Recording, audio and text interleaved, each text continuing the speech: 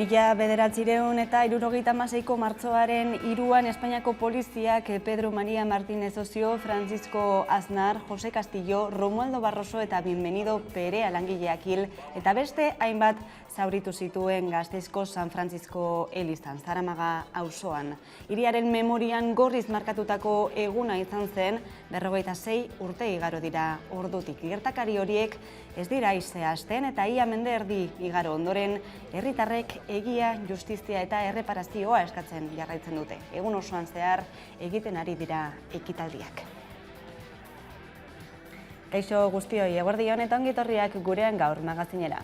Egunero legez deustuko estudioetatik ari gara, zuzenean, eta hemendik eta ordu bitartean Euskal Herrian munduan gertatutakoak azaltzen saiatuko gara, informazioa, analizia, iritzia eta entretenimenduaren bitartez. Martxoak 3 ditu gaur, osteguna da, eta 1976ko martxo hartara begira jarri behar gara efemeride bezala, eta gogora ekartzeko izan ere Euskal Herriak bere historiako egunik beltzenetako bat bezala gogoratzen du egunura, eta oraindik ere egia, justizia eta erreparazioa eskatzen jarraitzeko urteurrena ere bada.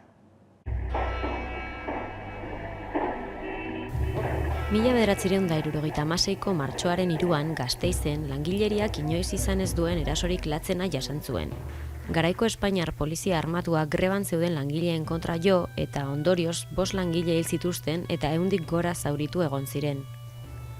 Ordutik justizia egiteko, egia esateko eta erantzukizunak leporatzeko eskatu da. Eta justizia, egia eta aintzatespena lortzeko 1989an gertakarien ondorioz zauritu edo kaltetutako pertsonek eta haien senideek organismo bat sortzea beharrezkoa zela ikusi zuten. Erakunde eta organismoekiko harremanak ezarri eta arintzeko, Martxoak 3 elkartea. 1976ko sarraski hartatik 56 urte joan dira dagoeneko. Elkarteak lorpen garrantzitsuak erdietsi ditu, baina oraindik bereziki justiziaren aldetik guztia ez dutela lortu argi dute. Guk beti izaten dugu Gasteizko herriak beti jakin izan duela zein den egia, baina gero kalean ere egia horren bidea luze izan da, eta nik uste dut zuk esan duzu moduan aurrera pausa handiak egin direla. Gaur egun jendartean zabalduen dagoen egia eta egi bakarra da langileak eraiak izan zirela, eta sarraski bat izan zela estatuak eragina. Orduan bai, eskertu behar dugu elkarteak urte guzti hauetan zehar egindako lana. Onda jendea borrukan 26 urte luzez iristeko orain gauden lekura. Zer gertatzen da, justizian aurrera egiteko horrenbesteko aukerarik ez daukagula. Beti topatzen dugu, topatzen gara Espainiako zigorgabetasunaren ereduaren paretarekin, eta ematen diguten erantzuna behin eta berriro berdina da, ez? Bera da, edo preskripzioa edo amnistiaren legea. Orduan, epaitzeko orduan, Estatu Espainiarrean ezinezkoa izan da. Euskal Herriko epaitegietan beti bota izan digute atzera, joi behar izan dugu Espainiako epaitegietara, eta hor ere erantzun berbera jaso dugu. Eta gure aukera bakarra Argentinako aukerian egon da. Eta hor bai, nik uste dut, mugarria izan dela Zerbini epaileak egin duen autua, Martin Villaren inguruan. Izan ere, 40 urte baino gehiago pasatu behar izan dira hildakoen senideek epaile baten aurrean haien testigantza eman arte. Eta senideentzat beraientzat prozesu judizial batean hori egiteko aukera izatea erreparazioan eman den aurrera pausorik handiena da. Egiten dugunean egia, justizia eta erreparazioaren inguruan, nik beti izaten dut adibidez nire osabarentzat, Jose Luis Osabalentzat, berak ere beti azaldu didala, berarentzat erreparazio momenturik handiena izan zala bideokonferentziaz Madrildik Zerbini Andrearekin hitz egiten egon zen momentu hori bere testigantza ematen. Claro, zuek pentsatu, 50 piko urte luze egon direla familiak azkenean bide honetan, baina ordura arte ez dute aukerarik izan epaile baten aurrean haien testigantza emateko, ezta? Eta berarentzat prozesu judizial batean, ofizial batean, bere testigantza ematearen pausu hori erreparazioan eman duen pausorik handiena izan da.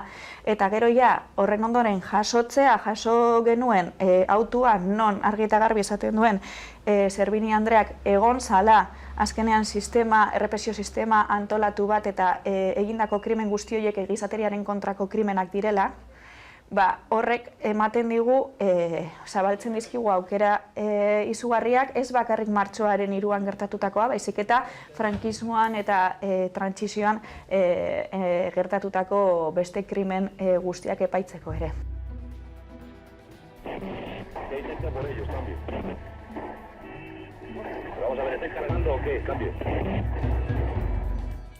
Eta zigorgabetasunaren ildotik jarraituta atzo jakin genuen fiskaltzak itxi egin dituela Espainiako errege izandako Juan Carlos Borboikoaren aurka irekita zeuden 3 ikerketak. Artxiboak argi uzten du ustelkeria zantzuak ugariak zirela 3 espedienteetan eta hain zuzen ere egiaztatuta gelditu ziren egin zituen 2 erregularizazio fiskalekin kazetaritza iturrien arabera fiskaltzaren aldez aurreko abisuarekin eta horrek baliogabetu egin behar zituen. Lehenengoa ia 700.000 euro ordaindu zituen eta bigarrenean 4,4 milioi euro. Fiskaltzaren erabakiak Espainiara itzultzeko ateak zabaldu dizkio berriro errege emerituari.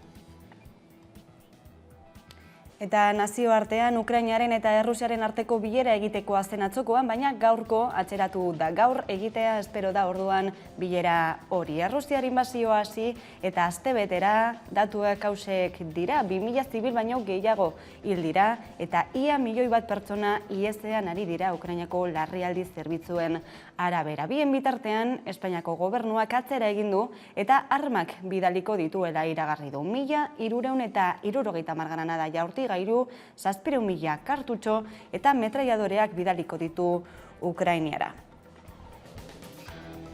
Bain zuzen, gerraren arma fabrikaren eta gastu militarraren aurkako mobilizazioa egin dute Sabin Etxearen aurrean, Bilbon kakitzat koordinakunde antimilitaristak deituta. Sabin Etxearen aurrean egin zuten atzokoan elkartaratze hori, esan bezala koordinakunde antimilitaristak deituta eta salatu duen moduan, estatuko gastu militarra 22.000 milioi euro bideratu dira eta Eusko Jaurlaritzak gerraren euskal industriari 100 milioi euroko diru laguntza ematea onartu du. Hori justifikatzeko segurtasuna aitzakiatzat hartzen ari direla salatu du kakitzatek eta arazo sozialarriak alde batera uzten ari direla azpimarratu dute. Europan gertatzen ari den gatazkari begira, deseskalatze beriko eta armamentistikoa eskatu dute. Eta bien bitartean IESean dabilden pertsonak geroz eta gehiago dira, izan ere 1 milioi dira dagoeneko gerrak eragin dituen errefuxiatuak nazio batuen arabera. Errefuxiatuen krizia esponentzialki hasten ari da, behar humanitarioak areagotuz eta beren herrietatik alde egin beharrean diren pertsonen erdiak aurrak direla ohartarazi du UNICEF erakundeak. Europako batzordeak Ukrainako errefuxiatuei behin-behinean babesa ematea adostuko du gaurkoan, Europar Batasunean bizitzeko baimenak emanez horrela lan merkatura eta osasun sistemara sarbidea izango lukete. Eta gurera itzulita beste gai bati buruz hitz egin behar dugu, izan ere hegazti gripea piztu da Ipar Euskal Herrian eta ELB sindikatuak etxalde bateko ahateen hilketa eragotzi egin du. Dane Arbeok emango ditu xehetasunak.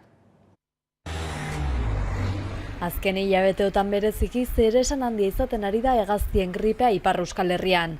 Urtarril amaieran agertu zen berriro ere Nafarroa behereko zenbait etxaldetan. Egoeraren aurrean, Frantziako gobernuak milaka ahate prebentzio ziltzeko erabakia hartu zuen. Neurriak dio 3 kilometroko perimetroan diren ahate guztiak hil behar dituztela. Badu 3 aste Gabadiko etxalde batek gripa deklaratu zila, eta geoztik 3 kilometro inguruko etxalde guztiak ahate saian eta oilaskoak ilan behar ziuzten garbitu. Azken urteetan 2 baino gehiagotan salatu du ELB sindikatuak neurri horren zentzugabekeria. Bada oraindik ere gatazka kontrolpetikat jarraitzen du, hain justu hilarrera begira jarri behar gara, izan ere ELB sindikatuak deituta 150 lagun inguru bildu dira bidarte berria etxaldean, bertako ateak hiltza oztopatzeko. Eta Pili eta Valeri gisa dira, 3 kilometro barren dira, eta beraz egun administrazioa jin behar da ate guzien hiltzerat, eta ELB sindikata usten duzien gizartearik ilan oztopatuko da hiltze horiek. Guretako ez da posible, hemengo ateak sanoak dira, ez dira eri, ez da arriskurik hemen. Etxalde tipi bat da, berrehun ate gelditzen dira egun, hori hiltzen baldin bat dituzte, beren irabazia ez da izanen. Pirinio Atlantikoetako administrazioko teknikaria iristean herritarrek ez diote lursaiera hurbiltzen utzi, eta tentsiune batzuk izan arren ahate hiltza eragotze dute herritarrek. Afera honetan urtero errepikatzen den sakrifikatze politika kritikatzen dute Euskal Herriko laborariek. Horrek ez duela hegazti gripea urtero edatza saiesten gogorarazi dute eta benetako arazoa etxalden industrializazioa dela ziurtatu dute. Aire zabalean hazten dituzten ahateen ekoizpena babestu asmoz. Kanpoko hazkuntzak badu zentzu bat, kabalek badute ahal bat birusa aurre egiteko, baina ongi izaite manera batean direlarik. Eta kanpoko hazkuntza ongi izaiteko manera bat baita, hortan behar dugu diregi.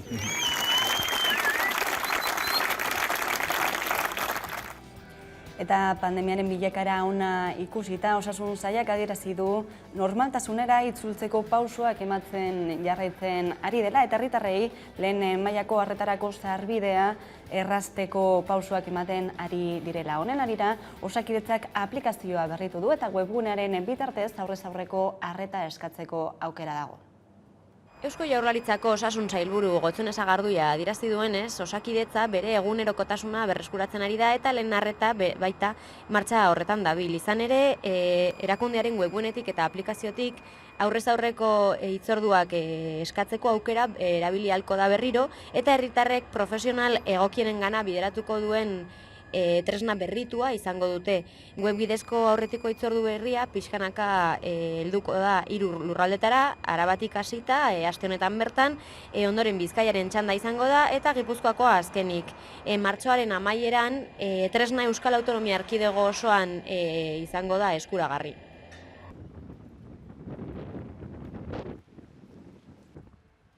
Osakidetzak aplikazioa berritu du osasun zentroetan aurrez aurreko hitzordua eskatzeko. Aukera hori osasun zentrora telefonoz deituz gero bakarrik zegoen eskuragarri pandemiaren garaian. Osasun sailburuaren hitzetan aplikazioak berritasun bat ere izango du. Izan ere, herritarrak profesional egokiengana orientatuko dira, beharren arabera. Kontsulta bat eskuratu nahi dutenek zenbait galderari erantzun beharko diete kontsultaren arrazoiak mugatzeko, eta haien beharrei ondoena erantzun diezaiekeen profesionalarekin egon daitezen. Zentzu horretan hitzordua esleituko dute familia medikuntzako, pediatriako, erizaintzako edo administrazioko langileekin. Tresna berria martxan da dagoeneko, baina Araban soilik datorren astean jarriko dute erabilgarri Bizkaian eta hilabete amaierarako Gipuzkoan.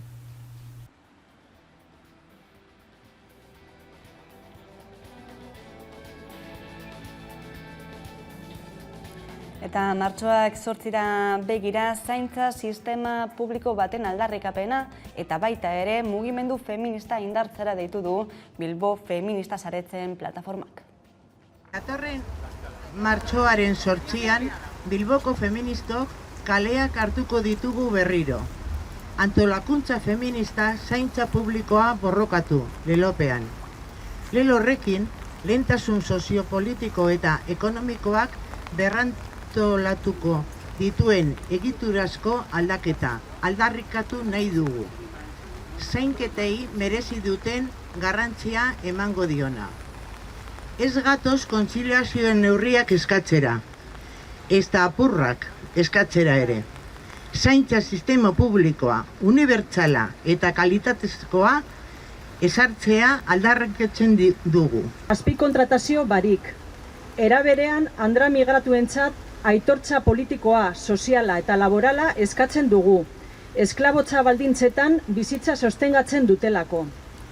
Eskatzen dugun sistema aldaketa soilik gertatuko da mugimendu feministak aldaketarako eta borrokarako motorra izaten jarraitzen badu. Horregatik, kolektibo feminista indartzeko gune baten beharra aldarrikatzen dugu. Eta gure auzoetako andreoi antolatzera dei egiten diegu. Martxoaren 8-rako manifestazioa 7:30 aterako da Jesusen bihotzetik eta udaletxean amaituko da. Hamaika telebistak ere berdintasunaren aldeko apustua egiten du emakumeen talentua lehen lerroan jarrita.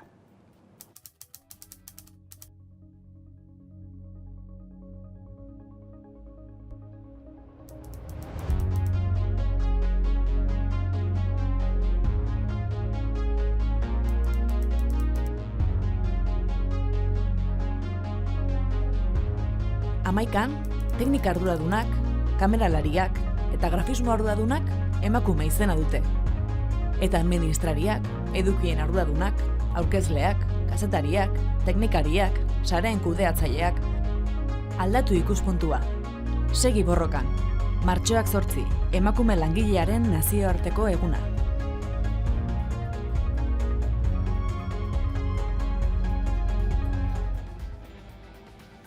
Eta gaurkoan Eusko Legebiltzarrak berdintasun legea onartu egin du. Alderdi politiko guztien aldeko botoarekin edo abstentzioarekin Vox izan ezik aurka bozkatu baitu. Indarkeria matxistaren alorrean egin ditu aldaketarik esanguratsuenak, bortizkeriaren definizioa eta eremua zabaldu baitu, arreta integrala bermatu, hildako andreen seme-alabei laguntza ekonomikoak eman, eta erakundeen arteko koordinazioa betu eta erreparaziorako eskubidea aitortzen baitu lege berri honek.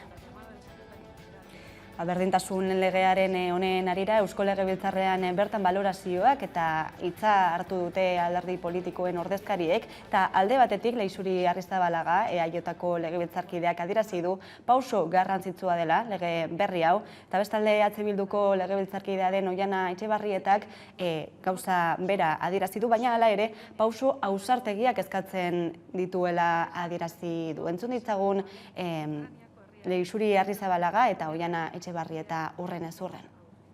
Legezko tresna indartsu bat izango dugu guztioi dagokigun eskubide unibertsalera gehiago hurbiltzeko. Tratu berdintasunerako eskubidea. Lege esparru berri hau gabe bidea luzeagoa eta nekezagoa izango litzateke. Honekin urrats garrantzitsu bat ematen dugu. Norabide honean goaz. Baliteke nahikoa ez izatea. Zeregin honetan inoiz ez da nahikoa izan. Etengabe hitz egiten ari gara zaintzen krisi larri batean murgilduta da gaudela. Emakumeon bizkar gainean dagoen zaintza, bai doakoa zein ordainpekoak, emakumeak pobretu, diskriminatu eta ezarri izan nahi zagoigun rolaren barnean mantentzen jarraitzeko tresna garrantzitsuenetarikoa dira indarkeria matxistarekin batera. Horregatik momentu honetan uste dugu lege honek pausu ausartagoak eman behar zituela. Esandakoa Eusko Legebiltzarrean berdintasun lege hori onartuta, baina eraso matxistek ez dute etenik. Asteburuan izandako sexu erasoak salatzeko elkartaratzeak izan ziren atzokoan, Barakaldon eta Tolosan. Barakaldokon manifestazioak argitan elkarte feministak deituta, izan ere babesa erakutsi zien biktimei, baita ere autodefentza feministara deitu, eta izan ere egoera kezkagarria da ezkerraldean. Barakaldon eraso matxisten jarioa izugarria izaten ari dela salatu du taldeak, eta honen xehetasun gehiago izateko Mireia Zaizekin egingo dugu bat jarraian zuzenean, argitan taldeko kidea da bera. Eguerdion, Mireia.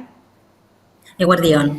Aipatu duzu ez, behin baino gehiagotan ezkerraldean indarkeria matxistaren gorakada gertatzen ari dela, nola ikusten ari zarete gertatzen ari den guztia, zein balorazio, zein irakurketa egiten duzue? Bueno, kezkarekin, kezkatzen gaitu ikusteak nola jarraitzen dugula sistematikoki erasotuak izaten. Gizon batzuek uste dutelako emakume hutsa izateagatik eskubideak dituztela gure gain, gure bizitzen gain, gure gorputzen gain, eta kezkatutak gaude. Gainera, aipatzekoa ez da, behin eta berriro errepikatzen diren gertakariak direla, beraz ez direla kasu isolatuak, hori ere salatu duzue, eta errotik ez aldatu beharreko errealitate baten aurrean gaudela. Bai, indarkeria matxista ez da modu isolatuan eta banaka ematen, gizarte patriarkalaren ondorio zuzena da, bizi dugun desberdintasun eta diskriminazioen ondorio zuzena da, lan munduan, familian, hezkuntzan, eta hau errotik aldatzen ez badugu, gauzak aldatzen ez baditugu, emakumeok indarkeria pairatzen jarraituko dugu. Horregaitik dei egiten diezue bai herritarrei, bai instituzioei erantzukizunak hartzeko, gai honen aurrean, indarkeri honen kontra egiteko, martxoak 8 eguna gertu da, aldarrikapen eguna hori ere, zein hausnarketa duzu egiteko honen arira? Bueno, indarkeriarekin bukatzeko guztion konpromesua behar da, eraso egiten digun sistema patriarkal honekin bukatu behar da, eta ez dela justizia sozialik egongo matxismoa gure gizartean dagoen artean. Horregatik erakunde publikoi ere aldarrikapena egiten diegu, ezta? Neurri integralak eta apostu ausartak egitea, neurri estetikoez haratago, babes sozioekonomikoa behar dugu eta gizarte eremu guztietan formazio feminista zabaltzea, ezta? Mezu argi horrekin geldituko gara, eskerrik asko Mireia Saiz beste behin gurean izateagatik. Zuei eskerrik asko ahotsa emateagatik. Eta gaiz aldatuta, kulturari atea irekiko diogu badakizue, ostegunero legez hitzordua duzuela hemen Hamaika Telebistan musika zuzenean saioarekin, eta gaurkoak dakarrenak jakiteko Koldo Otamendi aurkezlea dugu pantailanen beste aldean. Eguerdion, Koldo, zer moduz? Aupa, bai, eguerdion. Zer aurkituko dugu gaurko saioan? Bueno, hor ere beste disko interesgarri bat ekarriko dugu, eta kasu honetan Kerobia taldea izango da gaurko gure talde protagonista. Taldea ibilbide luzea du atzean, 20 urte bete berri ditu musika errepidean, baino taldea eraberrituta dator, formazio berriarekin eta Hilak izeneko diskoa besapean. Kerobia beraz protagonista, talde aski ezaguna Euskal Herrian, ibilbide luzekoa, zuk esan bezala, baina baita ere etenaldi baten ondoren bueltatu direnak, ezta? Etenaldi bat urte batzuk egon dira eszena musikaletik at. Halaxe da, taldearen aro biziena 2000 eta 2010 urte inguruan egin zen, gero taldea pixkat lasaitu zen, eta kasik 8 urte egon dira kontzertu normalik eskaini gabe, itzulera puntualekin izan dira, baina hola talde bezala ez dira aritu, ez. Kasu honetan, taldeak aipatu bandinik, taldeko abeslariak aipatu zuen ezer eskaintzeko ez zutela garai batean, eta horregatik taldea bertan bera geratzen zela, baina badirudi magia hori itzuli dela taldera, berriz ere gogoz dira gauzak egiteko, eta esan bezala ez dira soilik itzuli, kontzertu batzuk eskaintzera, baizik eta disko berri ere grabatu dute, eta hori aurkeztuko dute datozen aste eta hilabetetan eskainiko dituzten emanaldietan. Disko berria beraz eskuartean, baita ere eraberrituta datozela aipatu duzu, ez dakit nola definituko zenuke eraberri edo berrikuntza hori? Bueno, bi faktoretan aipatuko nuke, ez? Alde batetik talde formazio berria zari da, ez? Taldeko Baxu Jolea eta Xabi Bandini mantentzen dira hasierako formaziotik eta 3 taldekide berriekin egin dute aurrera, ez? Pasaden neguan eskaini zituzten 3 kontzertu Kerobia zarra, Xabik aipatzen duen bezala, eta erabaki zuten aurrera egitea taldearekin. Taldekide batzuk ordea aro berrirako ez ziren ikusten, baino nahi zuten talde aurrera egitea, horregatik taldekide berriak sartu dira, ez? Musikalki ere mantentzen dira aurreko sustraiak, baino badira gauz berriak ere disko honetan, ez? Adibidez elektronikaren parte hartzea handiagoa da, eta kantuetan bestelako norabideak ere ikusten dira, musikari berriak dauden heinean, ez? Esaterako bateria jotzeko beste era bat dago eta sintetizadoreak ere gora egin dute disko berri honetan.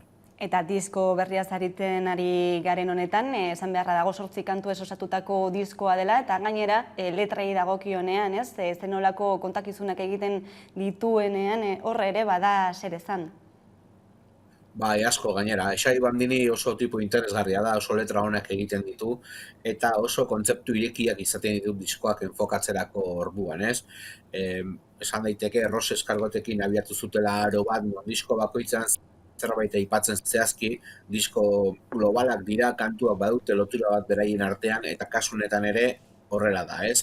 Xabi Bandinik unibertso berezi bat du bere buruan, eta disko honetan ere aipatu bezala badago unibertso bat, eta kasu honetan aipatzen da 8 kantu hauetan espaziora doan espaziontzi batzuek bertan pasatzen diren pasaizoako historia kontatzen dira, ez? Hilak izena du, kantu bakoitza historia bat da eta denak lotuta kontakizun bat egiten dute. Eta, esan bezala, zuzenekoak egiteko irrikitan, ez da? Ez dakit dagoeneko datarik badagoen aurreratuta? Bai, horrela da, martxoaren 12an abiatzen dute bira Bilboko kafe antzokian, eta hortik aurrera hainbat kontzertu eskainiko dituzte maiatza bitartean, ez? Badakite Antoainen egongo direla, Iruñean, Jimmy Jasaretoan Gasteizen, Donostiako Tokan, eta beste hainbat kontzertu eskainiko dituzte, eta bertan disko berrizteaz gain, taldearen betiko klasikoak ere entzungo dira. zuzeneko horien atariko bezala, gaurko musika zuzenean zaioa, gogoratu beti bezala arratsaldeko 8:04 ikusgai, baita ere gaueko 10:00 11.eu zen, edota baita ere 11 telebistan zuzenean. Koldo Otamendi, eskerrik asko gurean izateagatik. Eskerrik asko zuei. Eta kulturarekin jarraituta, egunkaria, gizarte zibilaren arrakasta liburuaren aurkezpena izan zen Gasteizen, eta hauesek zehaztapenak.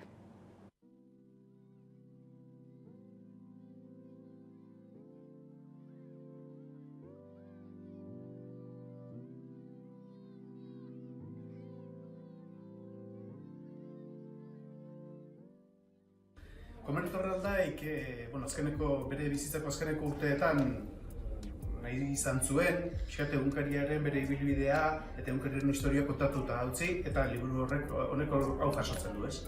Bera urteetan nahitu zen liburu hau idazten, eta azkenean bukatu baino lehen hiltzen. Hain zuzen ere, hilabete batzuk lehenago, berak eskatu zituen laguntza. Eskatu zian laguntza pixkat liburuari forma eman ahal izateko. Berak ordurako ja liburua nahiko aurreratuta zaukan, idatzita zaukan gehiena, baina indarra falta zitzaion bere gaixotasuna zela eta lanean jarraitu ahal izateko.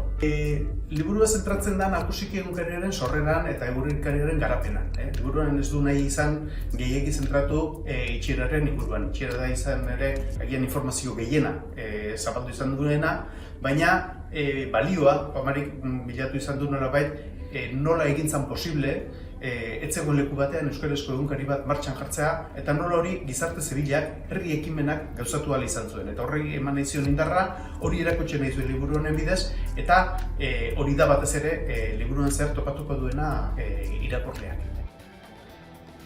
Hauesek izan dira eguneko lerroburu nagusiak, eta tarte bat eta jarraian itzuliko gara eguneko elkarrizketa nagusiarekin. Gaurkoan izango dugu gurekin Idoia Zalbide, Petronorreko langilea da bera, eta beraien egoera azalduko digu. Jarraian itzuliko gara esan bezala, baina aurretik Kerobiaren hurrengo maiatza bideokliparekin utziko zaituztegu, gogoratu musika zuzenean zaioan diskoa eta taldearen itzulera ikusteko aukera izango duzuela gaur arratsaldean. Orain arte.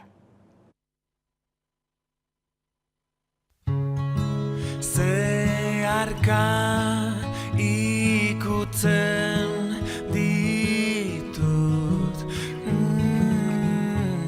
Saturnoren eraztunak dira Hain ederra da urrarrokak dira Lastana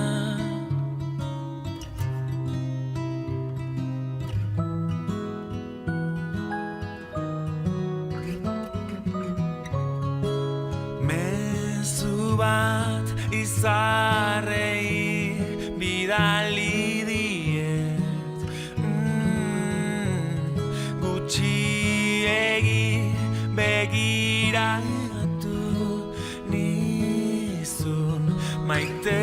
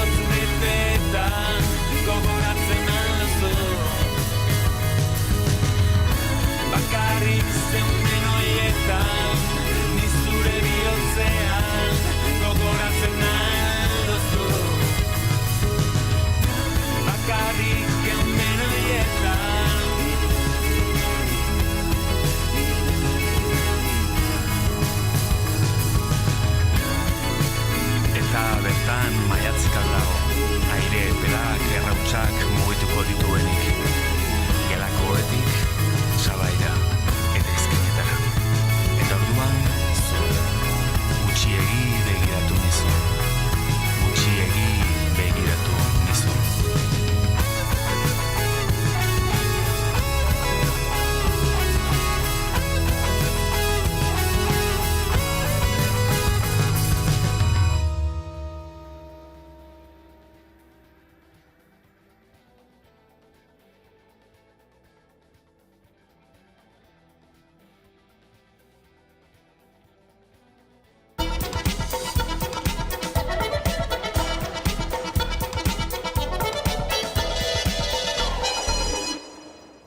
egunero legez, elkarrizketari atea irekiko diogu eta horretarako gaurkoan gurekin dugu Idoia Zalbide, Petronorreko langilea, eguerdion ongi etorri. Eguerdion, eskerrik asko. Bueno, Petronorreko plantillako langileak, baita ere azpikontratakoak mobilizazioetan ari zarete, greba egunak izan dituzue, plantillaren aldetik azken greba eguna astelenean izan zenuten, zenolako aldarrikapenak dituzue? Aitu, orain dela 2 urte, 2019ko urtarrilean, akordio batzuk sinatu genuen bai zuzendaritzak, Petronorreko zuzendaritzak barkatu, eta enpresako komiteak, gainera greba baten deskonbokazioaren bitartez, eta gaur egun ez ditu bete ondino, ez? Orduan, 2 urte daramatzagu akordio horiek bete barik. Greba egun horiek nolakoak izan dira, nola joan dira?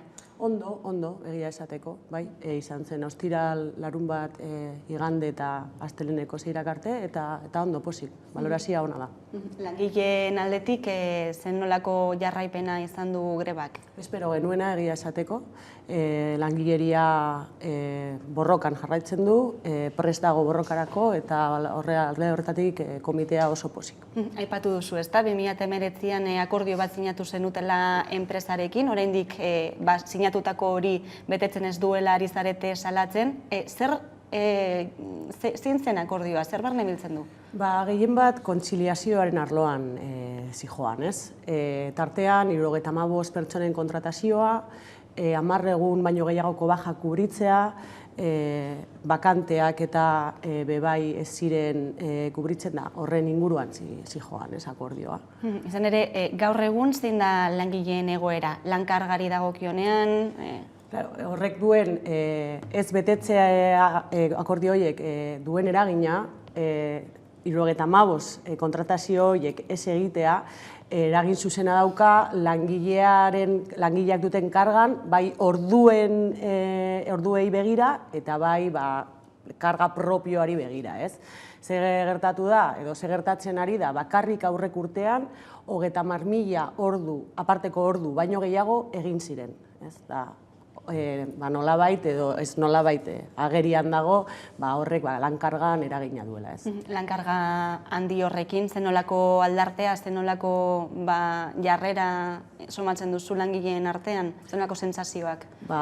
Borrokan daude eta oso prest haserre daudelako, ez? Azkenean ez dira egun bat 12 ordu, baina 2 egun badira, 3 egun badira, ikusten duzu zuzendaritzak ez duela pausurik ematen, ahal dituenean eman, rekurtsoak dituenean emateko, haserrea nabaria da, ez, guztien artean. Aipatu duzu kontziliazioa ere, batez ere emakumeen gain jartzen dira, ez, zaintzak normalean, zenolako egoera dute langile emakumeek?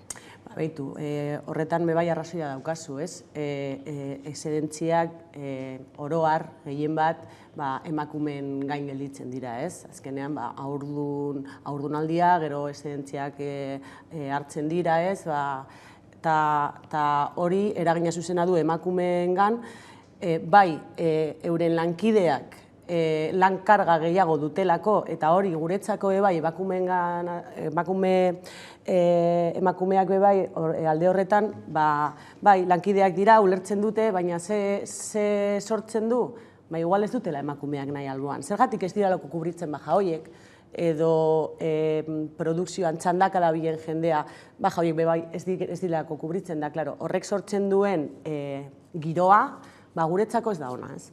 Aipatu duzu, ez da, gaur eguneko mobilizazioen arira 2019ko akordio hori ez betetzea dagoela erroan, baina baita ere gogoratu behar da, ez, pandemiaren testu inguruan, enpresak erte bat egin nahi izan zuela, azkenean auzitegiek bertan bera utzi zutena, eta horretan ere salatu izan duzue emakumeak izan zirela batez ere afektatuak, ez? Bai, hori, portzentaietan hitz egiten, emakumeen portzentaia ertea aplikatzerakoan handiagoa, nabarmena zen diferentzia, ez? Eta, horren inguruan salaketa egin genuen, ez? Egia da, gehiengoa ez portzentaian, bakarrik 10% emakumeak gara Petronorren, ez? Oraindik oso talde txikia gara, esango genuke, ez? baina egia da langileri guztia horretan bebai bolkatu zen, da euren laguntza edo ez eman ziguten, eta alde horretatik posik langileen jarreragaitik, zuzendaritzaren jarreragaitik, beste gauza da, azkenean da bat gehiago. Azkenean aurreko urteko amaieran gelditu zen bertan bera ERTE egitearen nahi hori, auzitegiek bertan bera utzita, nola hartu zenuten berria? ERTE aplikatu zen, ERTE aplikatu zen, egon zen bederatzi hilabeterako ERTEa planteatu, 10 barkatu hilabeterako ERTEa planteatu zuten, eta egon zen ipinita, eta orain datak barkatu baina 1000 gauza buruan, 6 hilabete inguru, uste dut, eta, azkenean zer gertatzen zen, ez? Eurak justifikatzen zuten ERTEaren aplikazioa demanda jaitsi zelako pandemiaren testu inguruan, baina egia esateko justiziak arrazoia eman zigunean ikusi zen ez zegoela inolako aurrezterik, ERTE horrek ez zuen suposatu inolako aurrezpena edo, eta oso pozik ez, oso pozik, ez gu bakarrik, baizik eta beste enpresa batzu bebai olako berriak izan dituzte eta olako borrokak irabazi dituztelako, da horrek ematen du indarra bebai, ez, bidean jarraitzeko. Eta 2019-tik, akordio hori sinatu zenutenetik, zaudete mobilizazioetan, betetzea eskatzeko, enpresarekin hartu emanak izan dituzue? Bai, azken denboraldi honetan, gehiago izan genituen aurreko, hasi ginean mobilizazioak egiten, zuzendaritza askoz itxiagoa zegoen, ez? Jarrera askoz, ez dakit, ja zen horma baten kontra jotzea bezalakoa zen, ez? Orain bai aldatu duela pausua. Orain aldatu du pausua, egia da uste dugu aurrean, orain arte egin ditugun mobilizazioak balio izan dutela orain daukagun indarra eta posizioa bermatzeko, ez? Da, orain bai zuzendaritzak mugimenduak egiten ari dela, batzarrak izaten ari gara zuzendaritzarekin, aurrera pausuak ikusten ditugu, txikiak, baina badauz, ez? Eta bai, kontaktuan gaude momentu hauetan. Eta zenolako erantzunak jasotzen dituzue enpresaren aldetik? Normalean gehien bat aitzakiak, ez? Akordio horiek ez betetzeko. Gero bai promesak edo esango, bete nahiak, ez?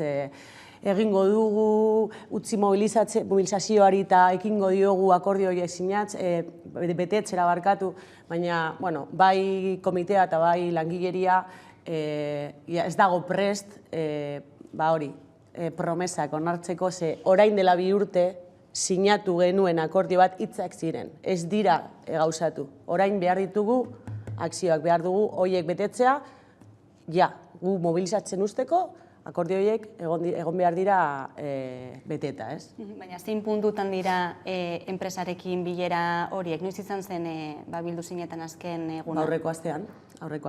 Aurrera pausuak egon ziren. Orain ja bai esaten dute kontratazioak egingo dituztela, baina geroago. Gu orain, gauza da, Petronor geldialdi programatuan dagoela. Horrek zer esan nahi du. Orain, eurak presa handia daukate geldialdi programatu hori ez luzatzeko. Eta orain, langileriaren posturara gaitik edo ze jendea ez dago lan gehiago egiten behar duen gehiago. Ez dago kolaboratzen enpresarekin. Orain bai ikusi dute limite batera egotu garela, eta horregaitik hasi da mugitzen. Esan dutena, 2 hilabete barru egingo dugu, hauek, baja hauek, bale, igual, horrelako, dana dira hitzak, gainera ez dira oso argiak, orduan, aurrera pausuak, bai, ze karrizketak beste hildo batera doaz eta beste, ez dakit, inguru batean giro batekin, ez? Baina argi daukagu, bete arte, eta hori mai gainean egonda, ez hitzekin baizik eta gauzatzen den arte jarraituko dugula. Beraz, mobilizazioekin eta greba deialdiekin ere aurreikusten duzue jarraituko duzuela, datozen aste edo hilabeteak. Bai, bukatu daukagu urrengo greba epea, izango da urrengo astean, ostegun, ostiral, larunbat eta igande. Astelenera arte, goizeko 6 arte. asanblada egin genuen aurreko astean, non hau azaldu zen, eta langileria baietza bota zuen, beraz, hemen aurrean daukagu urrengo greba. Lan baldintzei dagokionean, lehen aipatu duzu lan kargak handiak direla, baina ezin dugu ahaztu ez, baita ere Petronor Repsolen filial bat dela, findegi bat dela, segurtasunari dagokionean neurriak betetzen dira? Bai, alde horretatik esan behar dut Petronor asko zaintzen duela segurtasuna, horretan bai ipintzen dituzte medio guztiak edo. Egia da, ez dela egoera berdina azpikontraten munduan, esango nuke ez, baina bai, segurtasunean hortan bai fino ibiltzen dira ez. Azpikontratak aipatu dituzu, beraiek ere ari dira mobilizazioetan, gaur dute greba egunetako bat, hainbat deitu dituztelako, beraiekin harremanetan zaudete ere? Bai, egia esateko aspaldi ez zegoela olako harremanik azpikontraten eta plantilla zuzenaren bitartean, gu uste dugu gainera lankideak dira, euren lan baldintzak okerragoak dira, segurtasunaren aldetik askoz gehiago pairatzen dute, eta, gertatu zena iraganean, gertatu zen orain argi daukagu, euren alboan gaudela, euren aldarrikapenak gureak egiten ditugula, eta grebara ditu dute, hor egon gara eta hor egongo gara. Datuei erreparatuta, 2021eko lehenengo seiekoan, soilik, Repsol taldearen mozkinak izan ziren milioidunak, 1.235 milioi eurokoak hain zuzen ere. Zenolako hausnarketa bideratzen du honek? Nik uste oso erraza dela hausnarketa, eta lehenengo 6 hilabeteetan hori 1.200 milioiko etekinak atera zituzten, baina urte amaieran atera dira eta bikoiztu da. Orduan, uste dut eta ia ziurtatzen dut gainditu direla prepandemian lortutako etekinekin konparatuta. Ja ez gaude ez da hitz egiten pandemia, ez dakiz zer, prepandemiako etekinak handitu dira, ez? Zein den hausnarketa? Gauza bat argi dago, ez? Patronalak, enpresak, multinazional baten inguruan ari gara hitz egiten, azkenean bide badaukate, argi dago, ez bakarrik Petronor guztiak, enpresa guztiak, bai handiak, gehien bat, multinazionalak, eta argi dago, eurak lortu nahi dutena da, gure lan baldintzak okertu, eurak etekin gehiago izateko oraindik, ez? Orduan, zer espero, horrekin eta horren kontra da gure borroka, eguneroko borroka, ez? Eta etorkizunera begira, ez, testu inguru honetan, ez, klima aldaketari aurre egiteko testu ingurua geroz eta indar gehiago hartzen ari duen honetan, aurre ikuspenen arabera petrolioaren industriak beherakada izango duela, datozen hamarkadetan, egoera guztiona hau nola ikusten duzue zuek langileek? Argiago gure sektorea aldatzen dabilela, aldatuko dela, eta alde batetik larrituta, ez? Larrituta, esan nahi dut, langileen egoeraren aldetik, ez?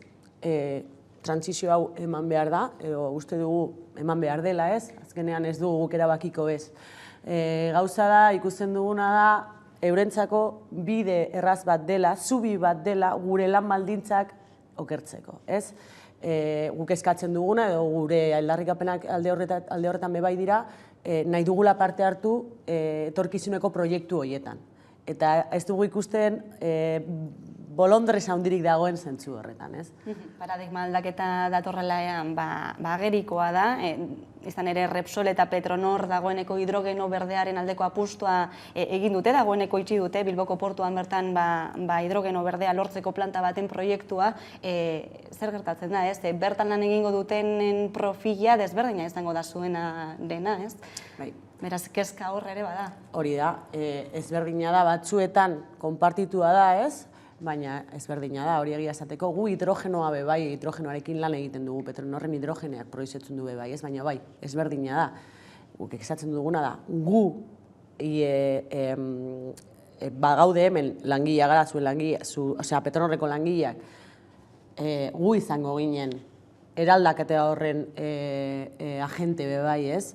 Eskatzen duguna da, formazioa ematea guri, baina ez da hori egin nahi dutena. Hasi dira bebai, ziklo formatibo edo esango genuen del hidrogeno, eta ez dakiz zer, hori martxan jartzen. Eta hor argi dago ikusten dugu gu ez garela sartzen. Kezkarekin begiratzen duzue etorkizuna. Petronor ez da aste hauetan zehar edo hilabete hauetan zehar mobilizazioekin edo grebekin ari den enpresa bakarra, hainbat sektore desberdinetan Euskal Herrian ari dira, ez, mobilizazio horiekin, lan baldintza hobeak eskatzeko. Enpresa desberdinen arteko langileen harremana nolakoa da? Egia esateko, egia da, sartuta zaudenean hau danak kudeatzen eta zaila da denbora izatea oso kontaktu zuzena eta egunerokoa izateko. Hala ere, badaukagu. Bebai datorkigu, hasi ginen mobilizazioekin egon ginen kontaktu estuan, Tubaces, ITP, Bilboko Argiak, hori jarraitu nahi dugu izaten, orain dago Artiaz, dago garbiketan, hainbat lekutan, daude Mercenarias Orozkokoak, dago bebai Vulkan, dauz enpresa pilo bat. Eta bai kontaktu hori mantentzen saiatzen gara, baina askotan momentu berean, egun berean, edaldi berean ditugu mobidak, mobilizazioak, eta orduan zaila da batzutan koinziditzea. Nola ikusten duzu egoera dena denez? Esan duzu sektore desberdinetan, mobilizazioak, enpresa desberdinetan, pandemia tarteko hor ere, enpresek esaten dutela moskinak galdu dituztela pandemiaren ondorioz, eta beraz ondorio zuzenak ekarri dituela langileen gainean. Ez dakit zin nolako irakurketa egiten duzun, zin argazki ikusten duzun, ez? Nik uste kasu ezberdina daudela. Gauza da, enpresa txikiak, non depende zein sektoretan bai oso eragin kaltegarria izan duen eta laguntza behar dutenak edo izan dutenak, eta bai horretan ikusten dut eszenario bat, da gero enpresa handiak eta multinazionalak, non aprobetxatu dute egoera murrizketa horiek eramateko aurrera. Gainera, adibidez, Petronorren kasuan ERTEaren inguruan hitz egiten, ERTEak beharrezkoak dira, baina ez Petronorrentzako. Milioika etekin dituena urtero, ez? Orduan, panorama, depende ze sektoretan, depende zein enpresetan, ezberdina. Bai ikusten dudana eta bai uste dut oso beharrezkoa dela, orain edo, ja denbora bat, ona sortu den mugimendua, ez langile mugimendua. Langile mugimendua zari zarena, inmobilismotik urrun ikusten ari da, enolako mobilizazioak eramaten ari zareten aurrera, enpresa desberdinetako, sektore desberdinetako langileek, ez dakit zein mezu helaraziko zenioke patronalari esaterako? Hemen gaudela, ez dugula etxiko, aurre izango gaituztela aldaketa bat ez badago, bai euren posturaren aldetik, bai euren jarreren aldetik. Ez dugula etxiko, hasi ginela eta amaitu arte ez garela joango, eta bai mezu bat bidaliko nioke langileri osoari eta enpresa guztiei ez badugu guk borrokan egiten ez duela inorrengo gugaitik, ez? Eta bai enpresa txikiak zailtasun handiagoak dituzte patronalak euren tresnak dituelako immobilizatzeko hori dana aurrera pausua emateko eta guk ez badugu defendatzen gurea beste inork ez duela egingo. Aipatu dugu lehen ere, langileen arteko harremana, elkartasuna agerikoa egin dela baita ere, azken hilabeteotan. Herritarren partetik ere igarri duzue babes hori? Gu bai daukagula handicap bat esango genuke. Gu hiru herri ditugu inguruan, ez? Petronor dago hiru herri horietan, da Abanto Izierbena eta Muskiz, ez? Egia da, gu hor daukagula erdia alde, erdia kontra Petronor delakoa delako, ez? Azkenean refineria bat da, horrek suposatzen duenarekin, ez? Gu bai argi utzi nahi dugu hau dela langile borroka bat, eta eskualde osoari eragingo diona, orain gehiago azpikontratak barruan izan da, eta horretan gaude, ez? Bai udaletxetara joan ginen, orain egingo dugu aste honetan bai herrietatik apurtzu beto paseo bat, ez? Esplikatzeko zein den egoera, bai azpikontratena, bai gurea, eta apurtzu jendea kontzientziatzeko, ez? Baina bai argi utzi nahi dugu, hau dela klase borroka bat, langile borroka bat, eta horren alde danak egin behar dugula. Eta horrengo itzordua, esan duzun bezala, greba deialdia datorren asterako, ezta? Bai, ostegunean, 10. Idoia Zalbide, Petronor borrokan plataforma eta Petronorreko langilea, eskerrik asko 11 telebistara gerturatzeagatik. Zuei eskerrik asko gurea botza mateagatik bai. Eta tarde bat eta jarraian itzuliko gara solasaldearekin. Gaurkoan gurekin izango ditugu Nekane Gartzia eta Mikel Alvarez. Orain arte.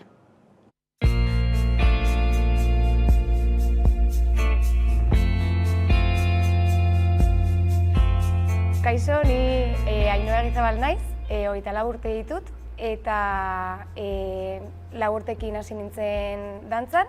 Nire amak eraman zidan Lizarran dagoen dantza eskola batera, Andres Beraza du izena, eta 16 urte bete nituenean Gasteizera joan nintzen. Gasteizen badago kontserbatorio bat, eta hor 6 kurtso daude, orduan ni 4. mailan sartu nintzen, eta goizetan egiten nuen dantza goizeko 9:00-etatik arratsaldeko 3:30 arte, eta gero arratsaldez ikasi behar nuen lehenengo eta bigarren batxilergoa.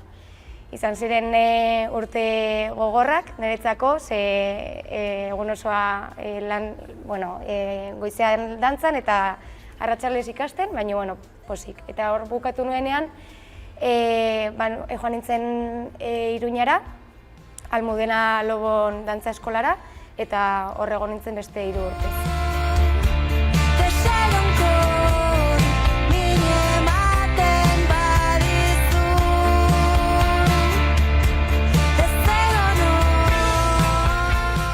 Nire dantza eskolan gaude.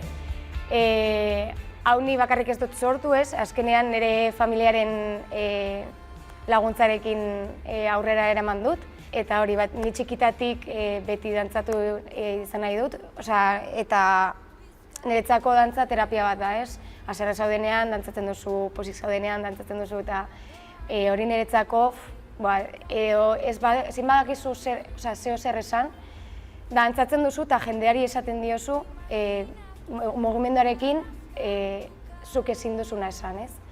Orduan, niretzako proiektu hau egitea, amets bat bezala izan da.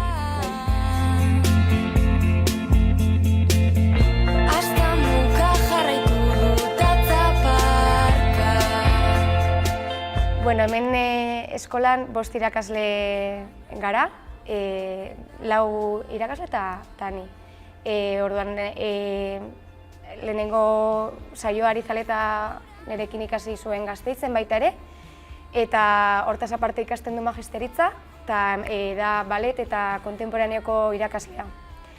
Gero badago Ana Navarro, Iruñan ikasi zuela, gimnasia ritmika eta urban dance, olako dantza, hip hop eta olakoak, eta berak ematen ditu 13 eta 18 urteren artean hip hop edo dantza moderna, ez? Eta gero, Olatz Larunbe, nire lehengusina da, Gasteizera joan zen ikastera, baina lesi bat izan zuen, eta gero azkenean beste alde batetik hartu zuen dantza, eta orain badago La Factorian, eta baita ere ematen ditu hemen dantza garaikideko klaseak. Eta ni, dantza moderna eta balete ematen dugu, eta badago beste neska bat, Esti Lastra, hemen Lizarran euskal dantza ematen duela, eta badator nirekin 3 eta 4 urteko ume txikiekin pixkat laguntzeko ez, ikasle asko dira eta laguntza hori oso etortzen zaigu. Nire helburua da, ni beti disfrutatu dut pilo bat dantzan. Egia da, momentu txarrak izan dugula ez, danak gure lanetan edo gure gauzetan arazoak izan ditugu, baina beti esaten duzu, benga, aurrera, ni hau nahi dut eta borrokatu behar dut, aurrera eramateko. Eta, nik nire ikasleak ikusten ditudanean sartzen direnen atetik, sartzen dira irribarre handi batekin, eta ematen dizkidaten besarkadak eta ateratzen dira super zoriontzu eta irakasleak esaten dira, atera dira eta esan didate ikastolan egingo dutela, errepasatuko dutela, jolastokian, lagunekin, familia bat sortu nahi dut eta nik uste ongi goazela horrekin, bai.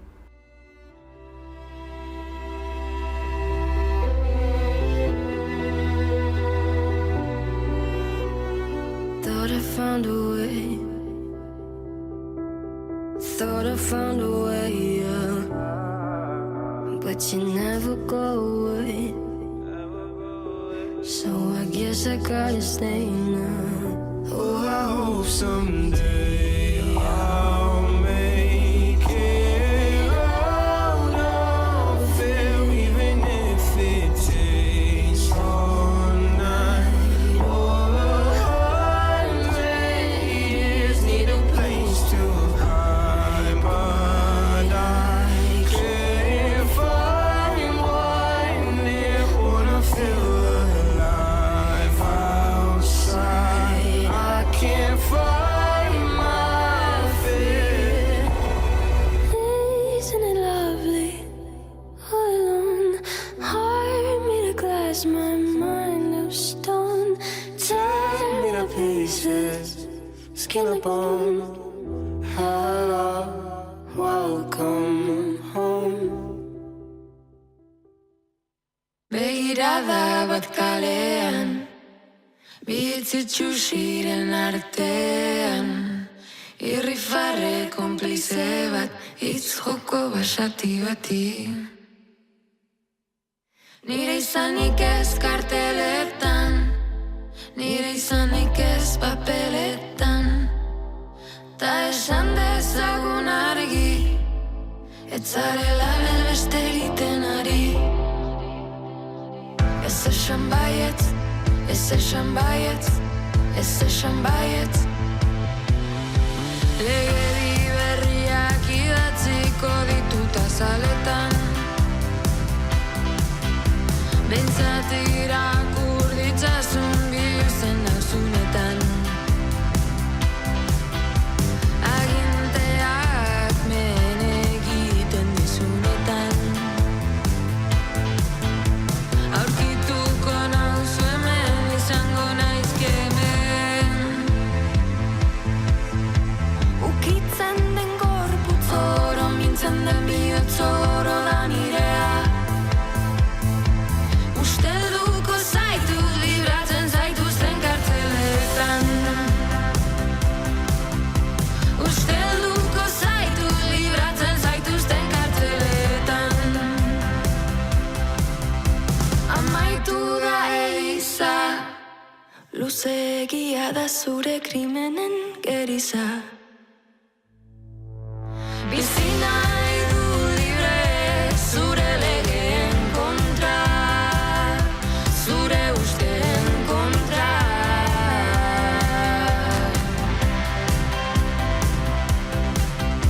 Legedi berriak idatziko ditut azaletan, behintzat irakur ditzazun biluzten nauzunetan.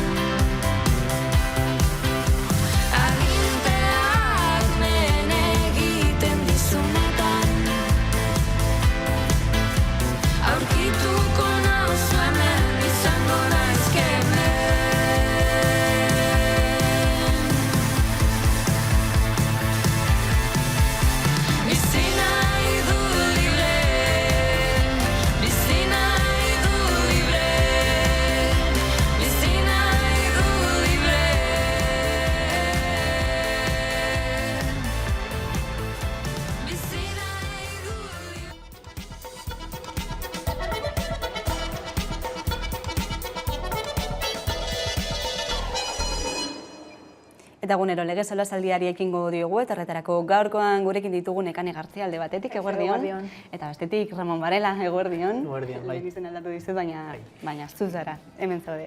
Martxoak 3 ditu gaur, eta beraz oroitzeko eguna, memoria egiteko eguna, duela 46 urte martxoak 3ko sarrazki hori gertatu zenetik, gogoratu, ezta? Trantzizio betean, trantzizio garai betean, 4 hilabete gutxi gora bera, Francisco Franco diktadorea hil zenetik, eta zein testu ingurutan, greba orokorreko testu inguruan, langileak antolatzen ari ziren testu inguru horretan, poliziak 5 pertsona hil zituela eta beste hainbat hildako, zauritu utzi zituen egun hura, eta oraindik orain justizia, egia eta erreparazioaren bila, dabiltza herria da honakoa. Ez dakit zein hausnarketa gaurko egunean? Nik uste Espainiar justiziak egin duen amnistia legearen interpretazioa historian zehar, 1977ko amnistia lege horren interpretazioa askotan oztopo egin du horrelako tortura kasuak, frankismo garaian eta trantzizio garaian eman ziren tortura kasuak, baita gizadiaren aurkako krimen hauek, martxoak 8 adierazle ezin hobea dena horren hori adibide bezala, eta hori nazioarteko zuzenbidearen aurka doa. Izan ere nazioarteko zuzenbideak ezartzen baitu ez dela posible horrelako krimenak ez preskibatzea, ez amnistiatzea. Eta Espainiak sinatu dituenez Nazio Batuen Erakundaren baitan dagoen giza eskubideen aldarrikapen unibertsalaren protokoloa eta baita honen ostean datozten itun guztiak Espainiako konstituzioak aitortzen du baita ere hauek aplikatu behar direla. Eta Espainiar botere judizialak ez du holan interpretatu. Beraz, askotan ezaten da, 1977ko amnistia lege horren ondorioz gertatzen direla ekintza hauen edo gertakari hauen ez judizializazioa, baina ez da hori, da Espainiar botere judizialaren interpretazioaren ondorioz ematen den egoera. Berez, kasu hauek badira nazioarteko zuzenbidearen baitan epaigarriak, eta bada posible epaiketa edo egi judizial baten bidea irekitzea, beti ere errespetatuko balitz nazioarteko zuzenbide hori Espainiak aitortzen duena. Hori zera zirrikitua, baliatu dutena, Argentinako kereila horren bitartez Martin Villa auzipetzeko besteak beste. Bai, azkenean ikusten ditugu politikari hitz egiten transizioa ona izan zela, transizioa, memoria, justizia eta erreparazioarik gabe, ikusten dugu gaur egun nola gaude. Joan behar dira Argentinara justizia bilatzera, eta denbora asko pasada, eta, gero zer ikusten dugu kondekorazioak eta guztiz horrela. Eta behintzat nik uste ona dela memoria egitea, hau berriro gerta ez dadin, baina justizia bilatu beharko dugu herri bat bezala, eta momentuz ez da horrela izan. Mugarria dena den da martxoak 3 talderako Argentinan aurrera eramanten ari den kereila hori, oraintxe bertan behin-behinean etenda dagoena, Martin Villaren aurkako ikerketa hori, froga indartsuagoak bilatzen ari diren honetan, baina aurrera jarraituko duela, eta atzokoan bertan Jacinto Lara, kereila horretako abokatuak hitz egin zuen. Martín Villa va a seguir imputado en la querella argentina, al menos por 12 homicidios agravados en un contexto de crímenes contra la humanidad. En ningún caso se sobresee el procedimiento respecto a Martín Villa. Horixe beraz, aurrera jarraituko duela, zuk esaten zenuenaren arira, ez da gizarteriaren aurkako krimenengatik hain zuzen ere. Bai, da. Espainiar ematen dena salbuespena dalako, Argentinan, nekanik aipatu, Argentina joan behar izatea, hori lotxagarria izan beharko litzateke.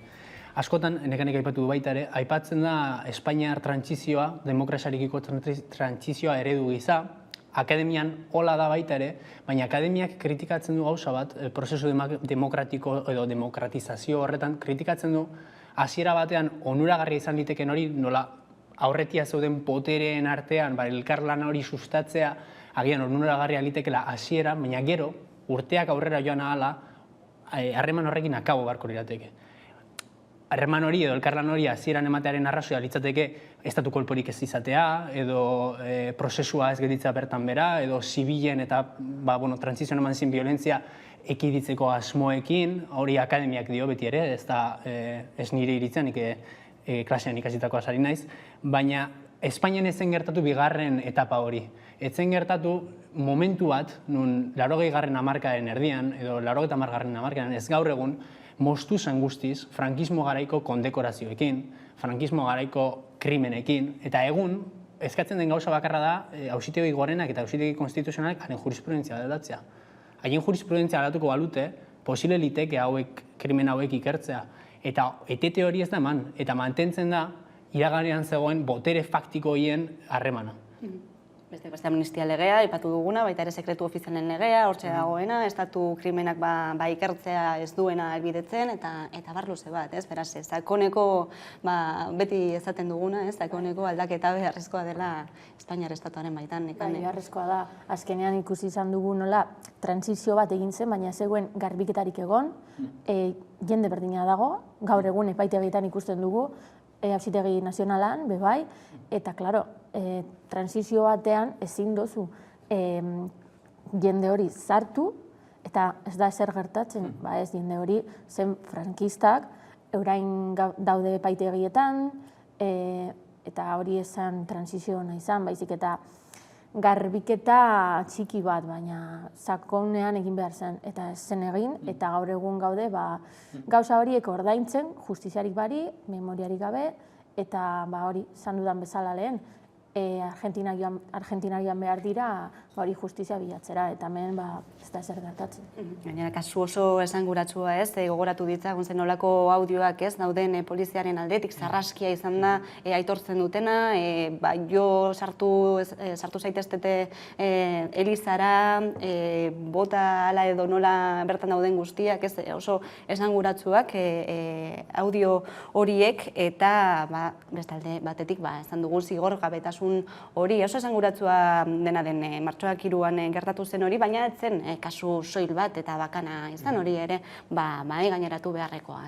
Bai, izan ere hori izan zen, erregimen batek indarrean jarri zuen azken uneetan, erregimenaren urteetan zehar ala izan zen, baina azken uneetan bereziki, Burgoseko prozesuaren puntu horretatik bereziki intentsifikatu zen eta publiko egin zen, baita ere gizarte zibilak erakutsi zuelako indar horri bueltan, hain zuzen ere hau da langileen mugimenduaren baitan eman zen haien eskubideak defenditzeko eta gauzatzeko elizan zeudela bilduta, hau ukatzeko asmoarekin bideratu zuen Francoren gobernuak, ez Francoren gobernuak, baizik eta Francoren erregimenak barkatu, eta horren baitan, ez da esan adibide bakarra, guztiz hauz, Burgoseko prozesua bestelako bat izango litzateke, baina logikoa denez diktaduraren baitan eta askatasunik gabeko estatu baten baitan normaltzat hartu beharko zuten gauza bat izango zen, eta zorionez ez da gaur horrelako adibidirek ematen, edo gutxinez hain magnitude handikoak, baina zoritzarrez ez dago justiziarik.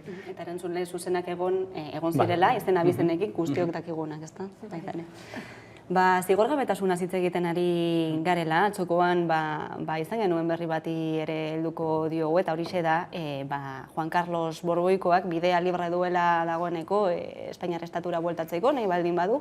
Izan ere, Auzitegi Gorereko fiskaltzeak bertan bera utzi dituelako bere aurka irekita zeuden 3 ikerketak. Nola hartu zenuten berria, sorpresaz? Azkenean espero zana zan, zezke azkenean estatu mailan beti gertatzen da berdina. Ez da zer geratuko, joaten da Abu Dhabira nahi duten lekura joaten da, dirua ez da bueltatuko, eta nik uste, ez dakit, hilabete geroago bueltatuko dela, Espainiara edo agian estorilera, eta honetaz hitz egiteko, nik uste gobernuak kenduko duela maskarilla barneko lekuetan. Horixe izango da estrategia zure ustez? Estrategia komunikazio arloan nik uste horrela izango da. Ze behintzat ez du, gobernuari ez zaio interesatzen erregeari buruz hitz egiten. Dena den berria etorri da, justu Ukrainaren gerra eta inbasioa hasi den honetan ez, beraz, nahiko begiak beste begirune batean dagode kokatuta, ez? Ezkutu du zetorren da, nekanek aipatzen du posible litekeela, nola baiteko jartzunak baduka kasuak, guztiz adoz posible liteke, nekanek gai hau jakingo dau, eta egia da, leirek zuk aipatzen zuen baita ere, zetorrela baita ere, justo Ukrainiaren afera hori egunero daukagunean gure komunikabideetan, beraz nahiko izkututa errutorri da.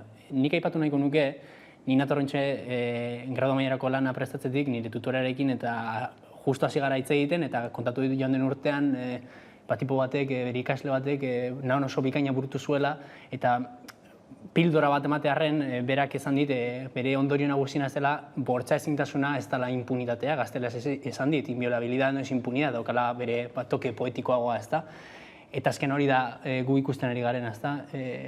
Azkenean, egiten ari diren interpretazioa bortxa ezintasunari buruz, ez luke inoiz, ulertzen dalako, bai, agian monarkia absolutuaren argudio hori ekarrita, erregeak ez lukela inoiz Espainiaren aurkako ezer egingo, baina egingo balu, zer gertatuko zen. Eta hori da, oin aferan duguna, ez da, juridikoki hori da oztopoa, batetik suposatzen dela haziendarekiko edo ogasunarekiko regularizazio bat izan duela, hau da, zero ordain duela bueltan, hau da, onartu duela gaizki egiteak egon direla, eta bestetik ikusten dugu baita ere bere figura juridikoki bortxa ezina dela, hain zuzen ere.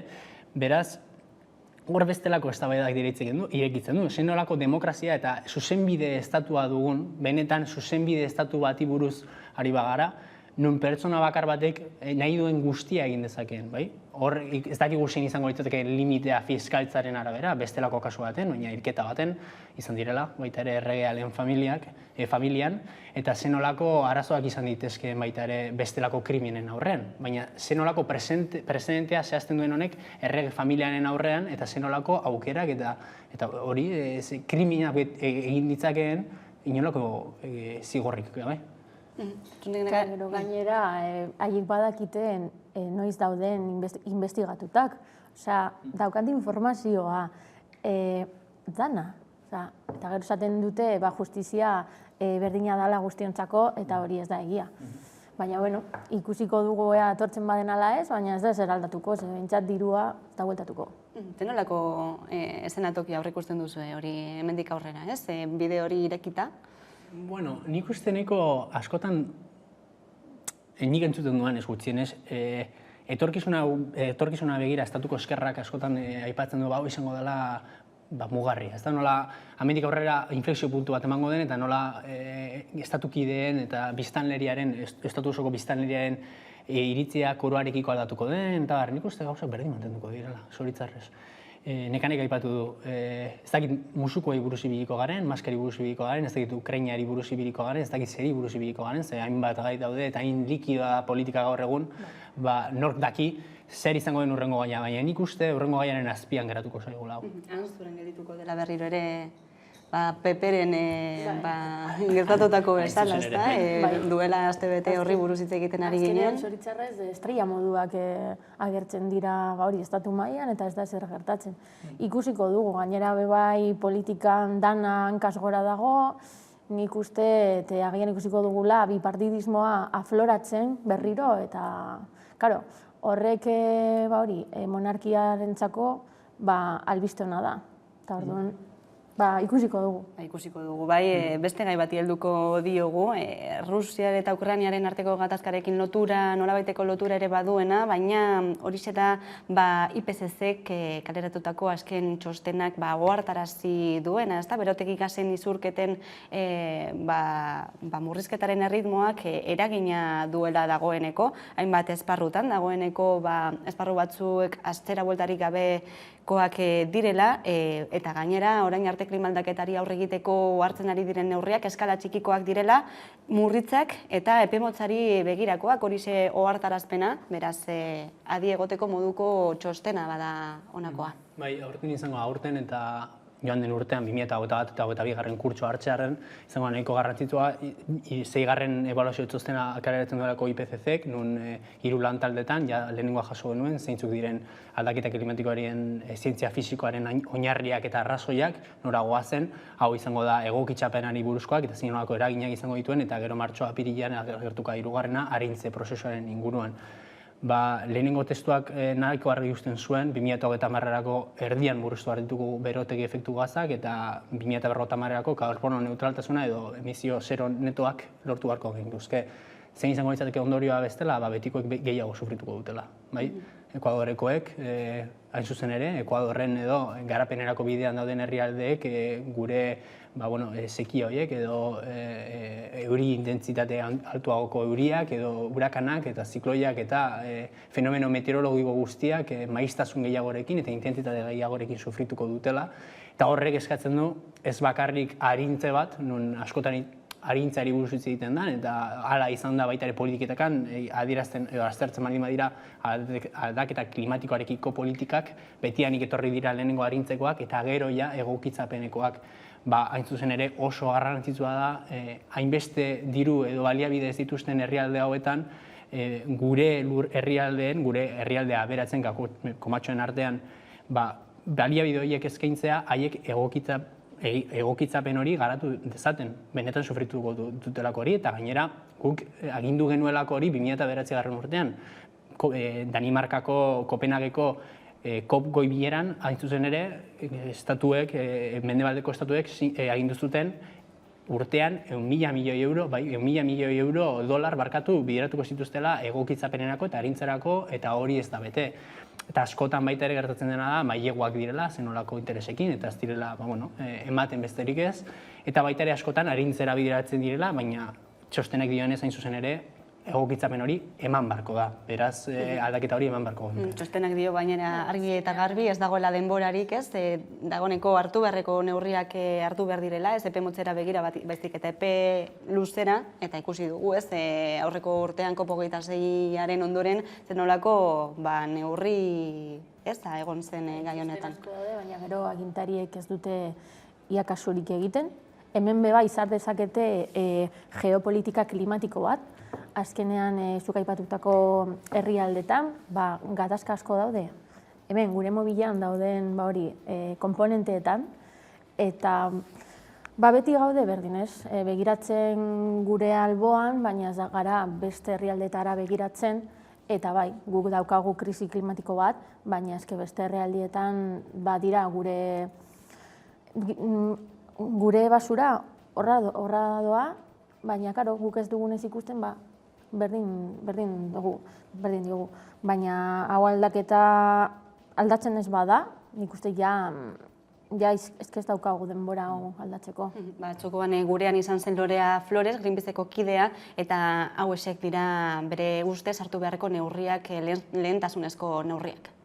Oraindik ere urruti gaude erregai fosilak alde batera uztetik, ez? Hori ikusten dugu oraingo egoeran, baina baita iazko azaroan egin zen klimagailurrean, eta honekin guk adierazi nahi duguna Greenpeacetik, ez? Erregai fosilak behin betiko uztea eta ahalik eta ezkarren badela garrantzitsua, ez bakarrik klima aldaketarengatik, baina baita horren inguruan eragiten diren gainontzeko gatazka guztiengatik ere bai. Horixe lehentasunezko neurria, erregai fosilak, gasa eta petrolio alde batera uztea, bestelako energia batzuekin hornitzea, eta ez dirudi ez, horrelatarako bidea zabalik dagoenik behintzat Europan, ikusten ari gara nola prezioek goraka egin duten, hain justu Errusiaren gaza dela eta ez? Ez dakit nola ikusten ari zareten egoera guzti hau?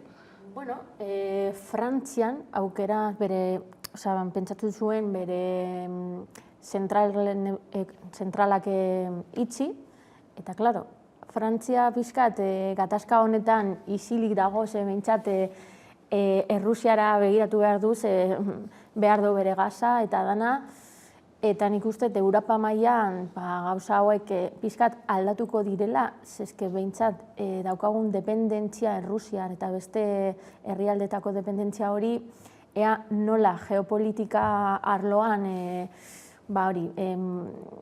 egongo da. Pilpilean dago dana, bebai Marruekosekin, eta, gazaren arloan bebai ikusten da Bilboko portuan, oraintxe etortzen den barkutik, baina, klaro, Errusiatik etortzeko eta beste herrialdetak ekartzeko infrastruktura gehiago egon behar dira, nik uste hori, egin behar da bizkat balantza bat eta aldatu gure kontsumoak, bebai, eta politika klimatikoak. Bai, nekanarekin ados. Nik ituko nuke Europaren gazaren kontsumaren bi herena elektrizitatearen ekoizpenerako erabiltzen dugula, ziklo konbinatuetarako, eta beste erena gure etxeetan eta gure sukaldeetan beroa izateko, sukaldatzeko eta gure etxeak epertzeko.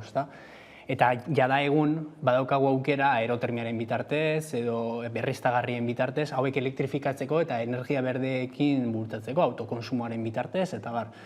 Orduan askotan nik uste aipatu dela, COVID-aren krisia esate baterako. COVID-aren krisia esaten zen zara ekilitzarri, trantsizio berdea eta digitala bultzatzeko, suspertze horretan. Behitxu, ez dakit guztiz egin den, ni ez nago horrekin guztiz adoz, baina badaukagu beste aukera bat. Eta nik uste hainbat eta hainbat aukera eskiniko digutela aldaketa horiek ekartzeko. Esan bezala, egun, ez dakit, Rusiak Europaren gazaren 40% hornitzen du, ezta? Nik aipatu bezala, 76% aldatu dezakegu energia berriztagarrien eta energia berriztagarrien aplikazioarekin, aerotermianen bitartez, eta beste erena izango litzateke industria, non batzutan elektrizitatea funtzionatu dezakeen, eta beste batzutan temperatura oso altuekin hidrogeno berdea beharko nuke, eta baina horiek ez daude oraindik. Baina 76% aldatzeko aukera badakagu gaur. Eta erantzuna zein ari da izaten subsidioak gasarekiko eta subsidioak petrolerekiko. Zergatik, askotan biztanleek, ez dakit nork esaten zuen, baina gu guztiok ikusten dugun presio bakarra da errepidean goazenean gasolindegiko presioak. Eta hori da askoren, biztanle askoren botoarekiko mugarria. Eta estatu batuetan adibidez zinobia dugu. Nun, presidente bakoitzanen gainditze tasa hor ikusten da, ez da zen nolako presioan daukan gasolinan. Beraz, horrekiko apustua egiten ari dira presio hori jaisteko eta arazoa hori da. Dependentzia hori larritzen eta areagotzen goazela noiz eta beste batera edo beste leku batera begiratu beharko genukean. Bai, nirekan lagun bat esaten dit beti, krisia ikusten dela, petrolearen presioarekin eta bebai enpresa automobilistikoetan.